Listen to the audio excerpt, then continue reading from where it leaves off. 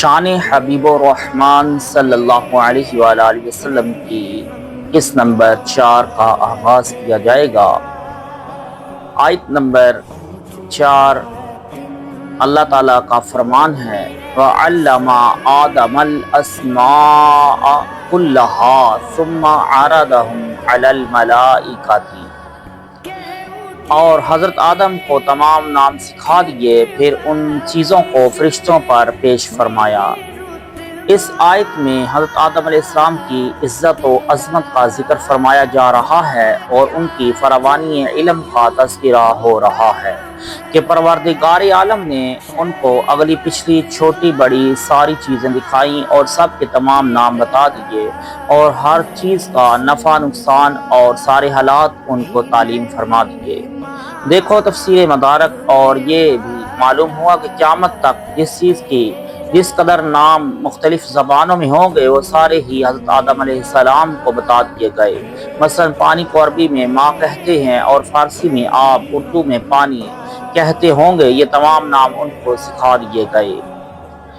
غرض ہر چیز کو ان پر ظاہر فرما دیا اور اس فضیلت علمی کی بنا پر ان کو اپنی خلافت کا تاج پہنایا اور فرشتوں کا مسجود بنایا۔ لیکن ساتھ ہی اس آیت کریمہ میں نعت سرور کائنات صلی اللہ علیہ وآلہ وسلم بخوبی ظاہر ہو رہی ہے۔ وہ اس طرح کہ یہ مسئلہ مسلم ہے کہ حضور علیہ السلام انبیاء کے جامع ہے، بلکہ جس پیغمبر علیہ السلام کو پروردگار نے جو کچھ نعمت عطا فرمائی حضور ہی کے دست اقدس سے ملی۔ سرکار صلی اللہ علیہ وآلہ وسلم فرماتے ہیں اللہ تعالیٰ دینے والا ہے اور ہم اس کو تقسیم فرمانے والے ہیں۔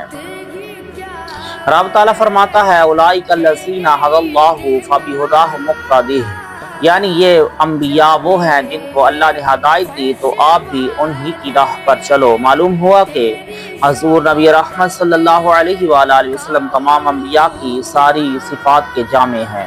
اس آیت کے یہ معنی نہیں کہ آپ دین میں اگلے پیغمبروں کی اطاعت کیجئے کہ عقائد میں امتی کو بھی تقلید ناجائز ہے، خود تحقیق کرنا ضروری ہے۔ اسی لیے رب تعالیٰ نے قرآن کریم میں توحید و رسالت، حشر و نشر پر عقلی دلائل قائم فرمائے۔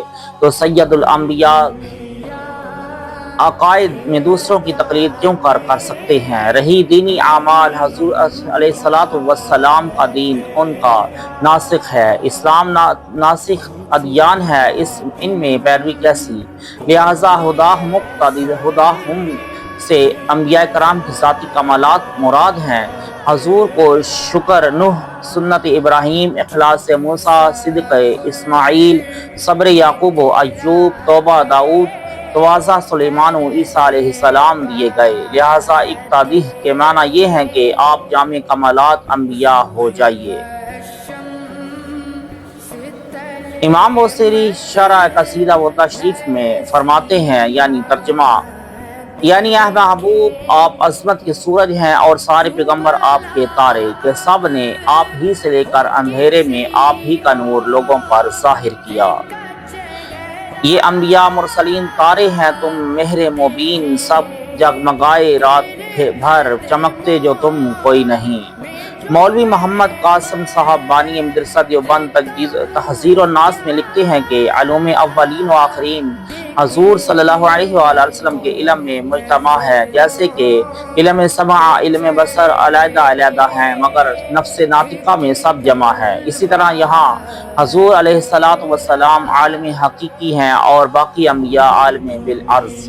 فتوحات مکیہ میں شیخ ابن عربی 10ویں باب میں فرماتے ہیں کہ حضرت آدم علیہ السلام حضور علیہ السلام کے پہلے خلیفہ اور نائب ہیں۔ ان قرآنی آیات اور حدیث پاک اور قوال علماء سے بخوبی واضح ہوا کہ حضرت آدم علیہ السلام کا علم باوجود اس قدر وسعت کے ہمارے آقا و مولا کے علم کے سمندر کا ایک قطرہ ہے یا دفتر کی ایک سطر ہے۔ اب حضور صلی اللہ علیہ وآلہ وسلم کا علم کس قدر وسیع ہے یا یہ تو حضور ہی جانے یا ان کا دینے والا پروردگار۔ اس کی تحقیق انشاءاللہ آئندہ اگلی آیتوں میں بیان کی جائے گی۔ پھر حضرت آدم علیہ السلام کو مسجود الملائکہ بنایا، خلافت الہیہ کا تاج عنایت کیا۔ یہ سب اس نور محمدی کی برکت سے ہوا جو کہ حضرت آدم علیہ السلام کی پیشانی میں جلوہ گر تھا۔ اسی نور کو حقیقتاً سجدہ کرایا گیا، اسی کے تفعیل یہ علوم مرحمت فرمائے۔